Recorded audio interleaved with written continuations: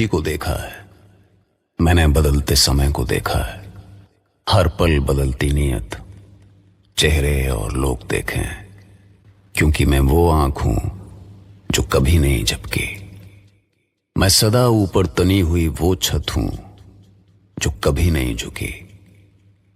मैं आकाश हूं और आज मैं आपको एक कहानी सुनाने आया हूं, और वो कहानी है महाभारत। महाभारत जो द्वापर में भी हुई और आज कलयुग में भी होती है, आपके भीतर हर पल। जिसके सारे पात्र आप में से हर एक के अंदर जीते हैं।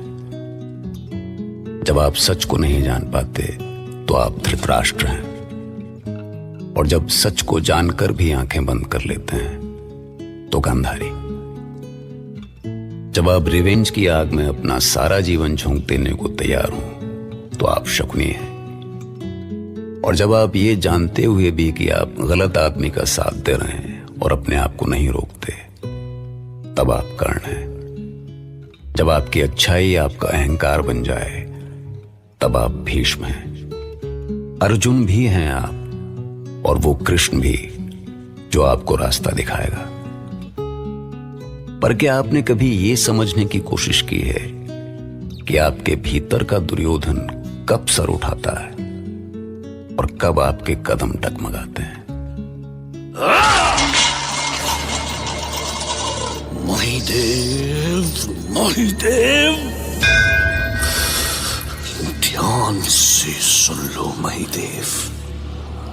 आज तक ये दुर्योधन तुम्हारे द्वार पर सर पटकता रहा, रोता रहा, गिड़गिड़ाता रहा, और तुम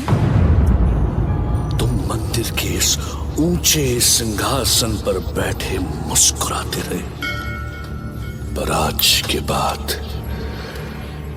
ये फिर कभी तुम्हारे द्वार पर पैर नहीं रखेगा महिदेव, नहीं गिड़गिड़ाएगा तुम्हारे सामने। बस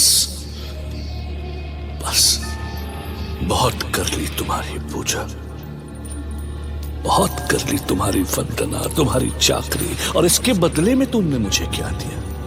हाँ, पराजय, अपमान, कुंठा। इंद्रप्रस्थ में हुए अपमान के बाद दुर्योधन अपना भाग्य स्वयं लिखेगा महिदेव, अपनी भुजाओं के बल से लिखेगा। क्योंकि अब मुझे तुम्हारी भक्ति से ज्यादा अपनी शक्ति पर विश्वास है। अब उन तुच्छ पांडवों का साहस नहीं होगा कि वो दुर्योधन का उपहास कर सके। आज तुम्हारे सामने इस विदारक के शंखनाद से उन पांडवों का अंत करने का प्रण लेता है ये दुर्योधन।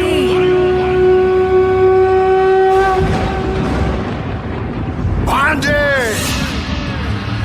भांजे, लोमड़ी सा सोचो, बाघ सा नोचो। ऐसे तो प्रतिशोध की आग तुम्हें ही जलाकर राख कर देगी। नहीं मामो, नहीं। जब तक मैं पांडवों को खाक होते नहीं देख लूं, तब तक ये आग ठंडी नहीं होगी मामा। शव खोदेंगे तो दुर्गंध उठेगी, इसीलिए कहता हूं कि मिट्टी डालो, मिट्टी डालो। मिट्टी डालो? तुम्हारे कलेजे को भी पांचाली की हंसी ने ऐसे ही छीला होता ना मामा। छीला है भांजे, मेरे हृदय को भी छीला है उसकी खिलखिलाहट ने। पर क्रोध में किया फैसला सदा पछतावा देता है। यदि तुम पंचाली की आंखों में खून के आंसू देखना चाहते हो तो धीरज से काम लो भांजे, मेरी चौसर की चाल खाली नहीं जाएगी।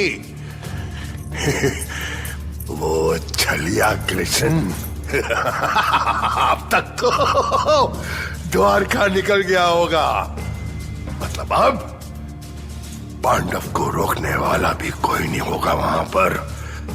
बस वो बेवकूफ विदुर कोशिश कर सकता है। अरे उस पे मिट्टी डालो, मिट्टी डालो।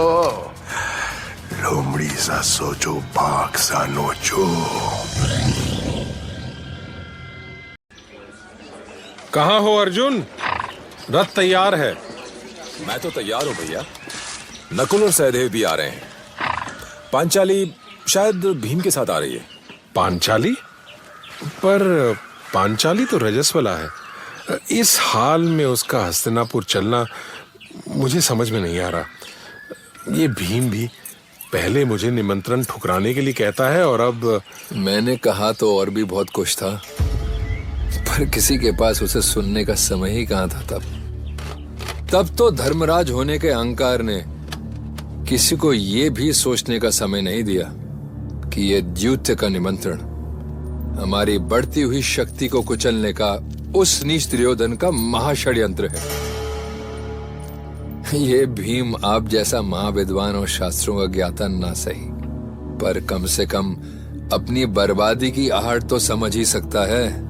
इंद्रप्रस्थ के ऊंचे सिंहासन पर बैठकर ना तो धर्मराज को उनके भाई दिखते होंगे और ना ये पांचाली। और दिखे भी क्यों, जब धर्मराज स्वयं अपने सर्वनाश का संकल्प लिए बैठे हों, तो तुम्हारे हमारे जैसे साधारण लोगों की बात कैसे समझ में आएगी उन्हें भीम? हम जैसे आम जनों को क्या समझ राजनीति की? आज उनकी शक्ति इतनी बढ़ गई है कि काशी, पांचाल, द्वारका और मगध जैसे विशाल साम्राज्य उनके पीछे खड़े हैं। ऐसे में हम तो उन्हें बहुत बौने लगते होंगे ना? भीम, पांचाली, ये क्या हो गया तुम्हें? ये क्या बोल रहे हो तुम? तुम तो मेरे अपने हो। भले ये सारा संसार मेरे निर्णय पर संदेह करे, पर कम से कम तुम तो मुझे समझते। मैं तुम्हें कैसे समझाऊं कि मैं चाहता हूं कि मैं किसी तरह महामुनि व्यास की भविष्यवाणी को झूठा सिद्ध करके कुरुवंश के बीच इस बैर को मिटा सकूं। तुम सभी तो वहीं थे जब इंद्रप्रस्थ से प्रस्थान करते समय महामुनि व्यास ने कहा था कि महासमर का केंद्र मैं ही रहूंगा, और यदि मुझे केंद्र में रहना ही है तो मैं आगे बढ़कर उसका सामना क्यों न करूं। पर केशव ने भी तो कुछ कहा था, और केशव के वो वचन इस संसार का अंतिम सत्य है। याद है पांचाली, मुझे उनके एक एक शब्द याद है। कृष्ण की बात याद रखना धर्मराज। यदि तुम्हारे शत्रु का नाश हो सकता है तो तुम्हारा भी नाश हो सकता है। नियति नहीं है पूर्व निर्धारित, मानव निर्णय उसे हर क्षण बनाता मिटाता है। ये सृष्टि भाग्य नहीं कर्म से चलती है। इस नश्वर संसार का अंतिम सत्य केवल तुम्हारा कर्म है। तुम्हारा वो कर्म इस संसार का वो अंतिम सत्य है जो अविनाशी है, जो अजर है, जो अमर है। और मैं भी बस अपना कर्म ही कर रहा हूं, क्योंकि मैं इस अनहोनी को रोकना चाहता हूं। परंतु केशव ने ये तो नहीं कहा था कि जानबूझकर अपने विनाश को बुलाना भी कर्म है?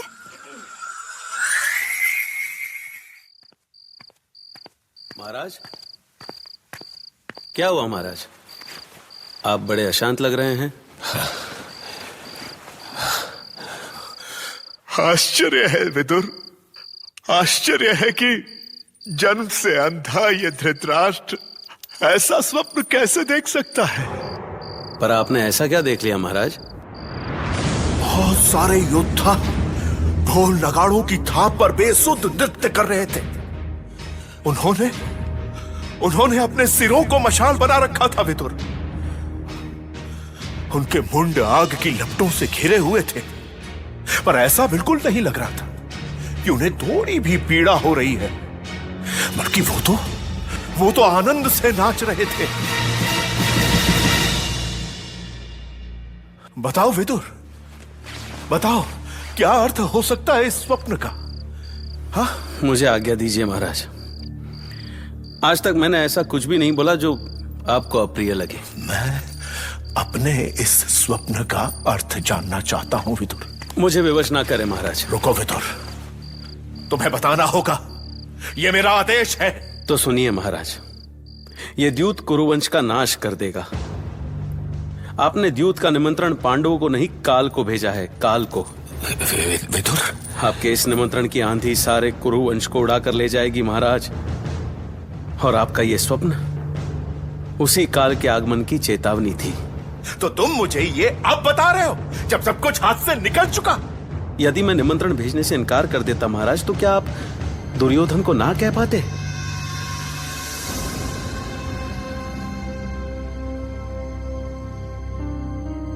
यदि तुम्हें ज्ञात था युधिष्ठिर कि दुर्योधन तुम्हारा भला नहीं सोचने वाला, तो तुमने द्यूत का निमंत्रण स्वीकार ही क्यों किया? क्यों चले आए यहां? जबकि ये तुम भी जानते हो कि जब तक दुर्योधन तुम्हारी एक एक वस्तु छीन कर तुम्हें श्रीहीन नहीं कर देता, वो चैन से नहीं बैठेगा। पितामह, यदि मैं इस निमंत्रण को अस्वीकार कर देता तो दुर्योधन हमारे विरुद्ध किसी भी बहाने से युद्ध की घोषणा कर देता। इस स्थिति से तो ये द्यूत ही सही है। तुम जाओ युधिष्ठिर, जाओ। द्यूत सभा में तुम्हारी प्रतीक्षा हो रही है, पर ये याद रखना कि तुम उसे झुठलाने की कोशिश कर रहे हो जो ईश्वर पहले से ही तय करके बैठा है।